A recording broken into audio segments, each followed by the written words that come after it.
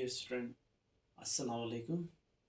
आप जहाँ कहीं भी होंगे उम्मीद करता हूँ खैरियत से होंगे। तो आपकी डिमांड पर आज सेकेंड ईयर का एक टॉपिक लेके आए हैं जो चैप्टर नंबर 2 का है। ठीक है, थर्मिस्टर टॉपिक का नाम।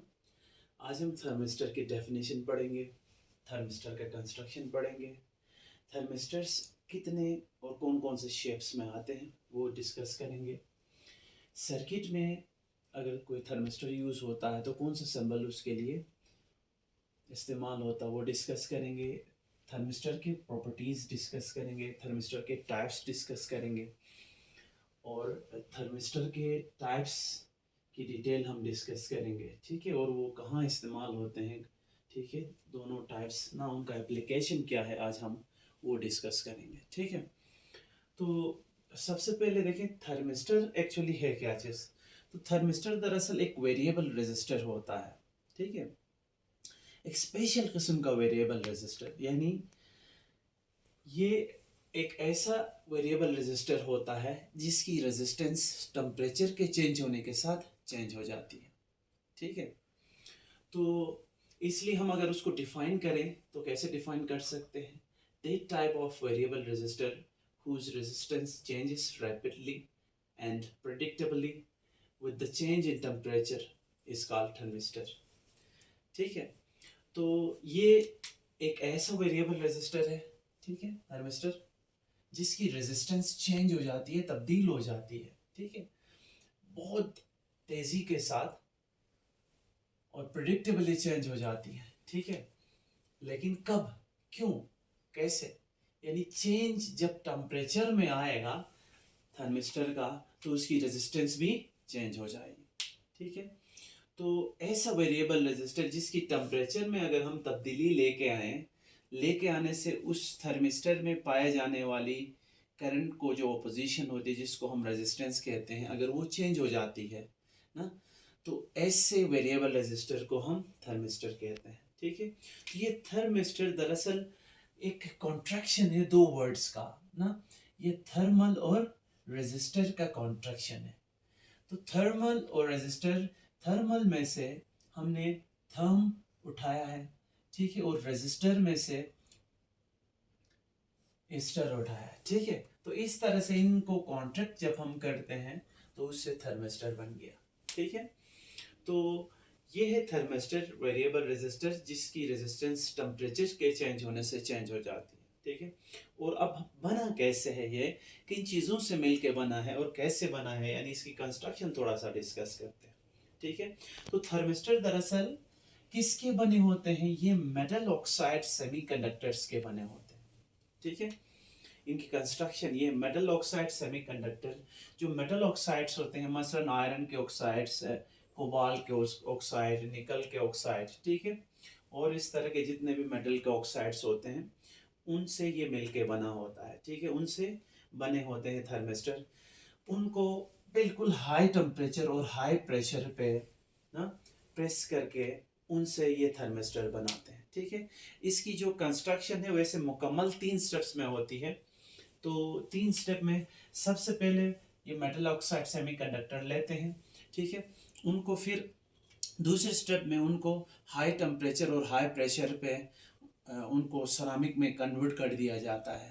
ठीक है, देन उनको प्रेस करके तीसरे स्टेप में डिजायर्ड शेप का थर्मिस्टर निकाला जाता है। ठीक है, तो पहले ये अपना मेटल ऑक्साइड जो सेमीकंडक्टर्स होते हैं उनको हाई टेम्परेचर और हाई प्रेशर में सेरामिक में कन्वर्ट करेंगे, देन उनको प्रेस करके डिज़ायर्ड जो शेप होती है, क्योंकि ये डिफरेंट साइज़ और डिफरेंट शेप के होते हैं ये थर्मिस्टर, तो उनमें से कोई भी हमारी जो ज़रूरत की शेप होती है उसमें प्रेस करके कन्वर्ट करते हैं। ठीक है, तो ये थर्मिस्टर का कंस्ट्रक्शन है। ठीक है, और फिर ये जो थर्मिस्टर बन जाते हैं तो उन थर्मिस्टर का बाहर इलेक्ट्रिक कनेक्शन देने के लिए दो इसके लीड्स लगे होते हैं ना।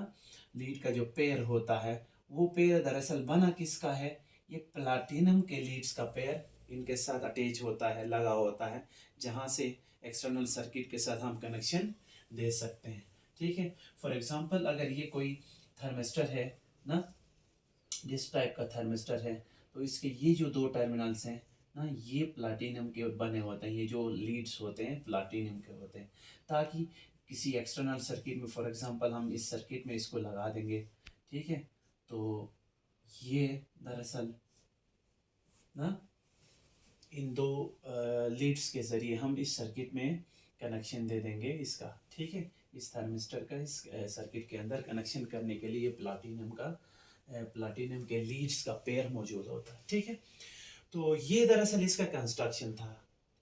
अब उसके बाद क्योंकि इनको बनाने के बाद, ठीक है ना, फिर उनको कवर भी, क्योंकि ये ऑक्सीडाइज मैटर होते हैं, तो एयर वगैरह से बचाने के लिए इनको, ठीक है ना, केमिकल रिएक्शंस वगैरह से बचाने के लिए फिर उनको कोट किया जाता है, वो ग्लास बल्ब वगैरह के अंदर ना, ग्लास के अंदर उनकी कोटिंग की जाती है, उनको इनक्लोज किया जाता है। इस तरह से इनकी कंस्ट्रक्शन होती है।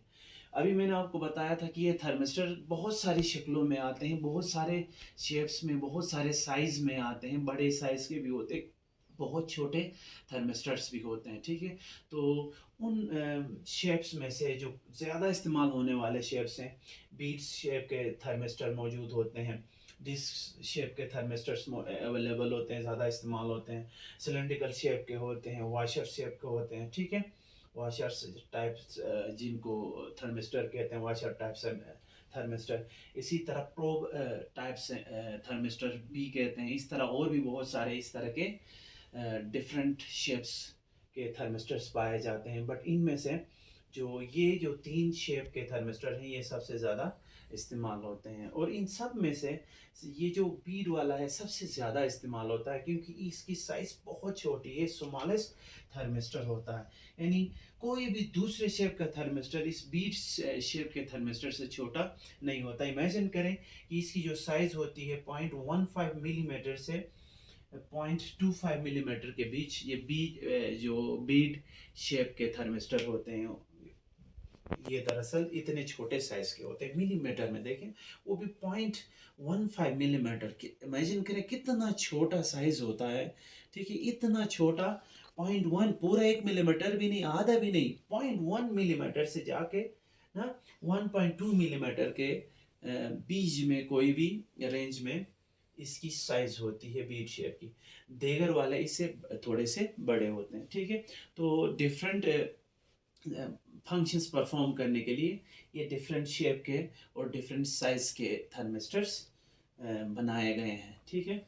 तो अब सर्किट सिंबल इसके लिए क्या है, जिस तरह रेजिस्टेंस के लिए हम जानते हैं ना, रेजिस्टेंस के लिए ये सर्किट सिंबल है, ठीक है, इसी तरह बैटरी के लिए ये सर्किट सिंबल होता है, ठीक है, और कैपेसिटर के लिए ये सर्किट सिंबल होता है ना। तो किसी भी इलेक्ट्रिकल कंपोनेंट के लिए, सर्किट कंपोनेंट के लिए, इलेक्ट्रिकल कंपोनेंट के लिए कोई ना कोई सर्किट सिंबल होता है। तो ठीक इसी तरह इस थर्मिस्टर के लिए भी सर्किट सिंबल इस्तेमाल करते हैं, बट जापान और यूएसए वगैरह में ये वाला सर्किट सिंबल इस्तेमाल करते हैं थर्मिस्टर के लिए, जबकि यूरोप में जो सर्किट सिंबल है ये वाला सर्किट सिंबल यूरोप में इस्तेमाल होता है, ठीक है। इस तरह एक रेक्टेंगल बनाएंगे, ठीक है, इसे दो लाइंस निकालेंगे, ठीक है ना, यूँ यहाँ से ऐसी लाइन लाकर ऐसे साइड से काटेंगे, तो ये दरअसल बन गया ना, ये यूरोप में ये वाला जो है सर्किट सिंबल इस्तेमाल होता थर्मिस्टर में, और जापान यूएसए वगैरह में, ठीक है। तो अब पाकिस्तान इंडिया वगैरह की बात करें तो ये तो मिक्सचर है, इनकी अपनी ऐसी कोई टेक्नोलॉजी नहीं है, ठीक है, या उस लेवल में, ख़ासकर पाकिस्तान की बात करें तो उस लेवल में हम टेक्नोलॉजी में इतने एडवांस नहीं हैं, हमारी इतने आगे कंट्रीब्यूशंस नहीं हैं, तो इसलिए हम उनके यूज़ किए हुए जो सिंबल्स हैं उनको यूज़ करते हैं। कभी ये यूज़ कर रहे होते हैं, कभी ये यूज़ कर रहे होते हैं, डिपेंड कर रहा होता है कि कहाँ का लिटरेचर हम पढ़ रहे होते हैं, ठीक है। अपना जापान यूएसए वगैरह का हम इस्तेमाल कर रहे हैं, या यूरोप के किसी कंट्री का इस्तेमाल कर रहे होते हैं, ठीक है। अगर यूरोप के किसी कंट्री का कोई लिटरेचर वगैरह हम इस्तेमाल करेंगे, कंटेंट इस्तेमाल करेंगे, तो ये सिंबल्स, और फिर जापान यूएसए वगैरह का ये वाला सिंबल हो गया, ये सर्किट सिंबल भी हो गया। तो अभी तक हमने डेफिनेशन पढ़ा थर्मिस्टर का, फिर कंस्ट्रक्शन पढ़ा, उसके शेप्स के बारे में पढ़ा, और सर्किट सिंबल के बारे में पढ़ा, ठीक है। नेक्स्ट इसकी प्रॉपर्टीज़, ठीक है। थर्मिस्टर की बहुत सारी प्रॉपर्टीज़ होती हैं, उनमें से इसका रेंज जो होता है, टेम्परेचर रेंज बहुत बड़ा होता है, ठीक है, उस रेंज में ये वर्क करता है, बड़े रेंज में ये वर्क करता है। ठीक है, इसकी जो साइज़ होती है वो भी डिफरेंट साइज़, बहुत सारे डिफरेंट साइज़ के थर्मिस्टर अवेलेबल होते हैं। शेप्स भी वैरायटी के, बहुत सारे वैरायटी के शेप्स अवेलेबल होते हैं थर्मिस्टर के, और इनका रेजिस्टेंस का रेंज भी बहुत ज़्यादा होता है। अब आप अंदाज़ा लगाएं कि इसका जो रेजिस्टेंस का रेंज है वो 100 ओम से लेकर ना 100 किलो ओम तक। ठीक है, उस बीच किसी भी रेजिस्टेंस में इसकी फंक्शंस हो सकती है, परफॉर्म कर सकता है ये फंक्शन, और बड़े चीप होते हैं, सस्ते होते हैं ये तो इसकी जनरल कुछ प्रॉपर्टीज हो गए। ठीक है, इसके, ठीक है, तो कुछ प्रॉपर्टीज है, बट मोस्ट इंपॉर्टेंट प्रॉपर्टीज की अब अगर बात करें तो ये 3 इसके मोस्ट इंपॉर्टेंट कैरेक्टर हैं, मोस्ट इंपॉर्टेंट प्रॉपर्टीज हैं। ठीक है, उनमें से पहला मोस्ट इंपॉर्टेंट प्रॉपर्टी क्या है कि इसकी जो रेजिस्टेंस में जो चेंज आती है वो बड़ी रैपिडली आती है। ठीक है, अगर हम टेम्परेचर में थोड़ा बहुत भी चेंज ले आते हैं तो इसकी रेजिस्टेंस में बहुत बड़ी चेंजिंग आती है, रैपिड चेंजिंग इसकी रेजिस्टेंस में आती है टेम्परेचर में तब्दीली की वजह से। अगर फॉर एग्जांपल इस मार्कर को मैं अगर थर्मिस्टर मानूं, ठीक है, तो इस मार्कर के सराउंडिंग में यहाँ पे कोई टेम्परेचर कुछ भी लगा के इसका टेम्परेचर थोड़ा भी चेंज करूँ तो इस थर्मिस्टर के अंदर जो रेजिस्टेंस होगी वो बहुत बड़ी उसकी वैल्यू में चेंज आ जाएगी। ठीक है, ये इसकी खासियत है कि इसकी रेजिस्टेंस में जो चेंज है टेम्परेचर के साथ, टेम्परेचर की रिस्पेक्ट से रेजिस्टेंस में जो चेंज आती है वो रैपिडली आती है। ये इसकी बहुत इंपॉर्टेंट प्रॉपर्टी है। ठीक है, उसके बाद इसकी दूसरी जो प्रॉपर्टी है वो इसका टेम्परेचर कोफिशिएंट, यानी टेम्परेचर कोफिशिएंट का मतलब अल्फा, हमने अल्फा पढ़ा था ना, तो प्रीवियस लेक्चर्स में, जो कि किसके इक्वल होता था, delta R divided by R not ना इनटू डेल्टा टी। यानी ये अल्फा क्या चीज़ था एक्चुअली, यूनिट, यानी यूनिट टेम्परेचर में चेंज लाने से, 1 डिग्री टेम्परेचर में चेंज लाने से किसी मटेरियल की रेजिस्टेंस में जो फ्रैक्शनल चेंज आती है वो दरअसल उस मटेरियल का टेम्परेचर कोफिशिएंट कहलाता है। तो इसका जो टेम्परेचर कोफिशिएंट अल्फा होता है वो बहुत हाई होता है। थर्मिस्टर्स दरअसल हाई टेम्परेचर कोफिशिएंट के बनाए होते हैं, यानी अल्फा की वैल्यू बड़ी होती है थर्मिस्टर की, ये भी इनकी एक बहुत इंपॉर्टेंट प्रॉपर्टी है। ठीक है, और तीसरी मोस्ट इंपॉर्टेंट जो प्रॉपर्टी होती है वो दरअसल यही जो टेम्परेचर कोफिशिएंट की वैल्यू हमने बोला कि थर्मिस्टर्स की बहुत बड़ी होती है, हाई होती है, और ये जो वैल्यू होती है ये ना, टेम्परेचर कोफिशिएंट मतलब अल्फा की जो वैल्यू होती है वो पॉजिटिव भी होती है, नेगेटिव भी होती है। क्या मतलब है कि थर्मिस्टर्स पॉजिटिव टेम्परेचर कोफिशिएंट वाले भी होते हैं और नेगेटिव टेम्परेचर कोफिशिएंट वाले भी होते हैं। ठीक है, मतलब इसका क्या होता है, इसका मतलब बड़ा सिंपल सा है कि टेम्परेचर बढ़ाने से कुछ थर्मिस्टर ऐसे होते हैं जिनकी रेजिस्टेंस में कमी आती है, यानी इनवर्स रिलेशन होता है रेजिस्टेंस और टेम्परेचर के साथ। ठीक है, तो जिन थर्मिस्टर की रेजिस्टेंस टेम्परेचर के बढ़ने से कम होती है वो उनका टेम्परेचर कोफिशिएंट नेगेटिव होता है, और जिन थर्मिस्टर का रेजिस्टेंस है टेम्परेचर बढ़ाने से रेजिस्टेंस भी बढ़ता है, यानी डायरेक्टली प्रोपोर्शनल होते हैं, तो ऐसे थर्मिस्टर्स का टेम्परेचर कोफिशिएंट पॉजिटिव होता है। तो थर्मिस्टर दोनों पॉजिटिव टेम्परेचर कोफिशिएंट वाले भी होते हैं और नेगेटिव टेम्परेचर कोफिशिएंट वाले भी होते हैं। तो इसलिए थर्मिस्टर की ये बहुत इंपॉर्टेंट प्रॉपर्टी मानी जाती है। ठीक है,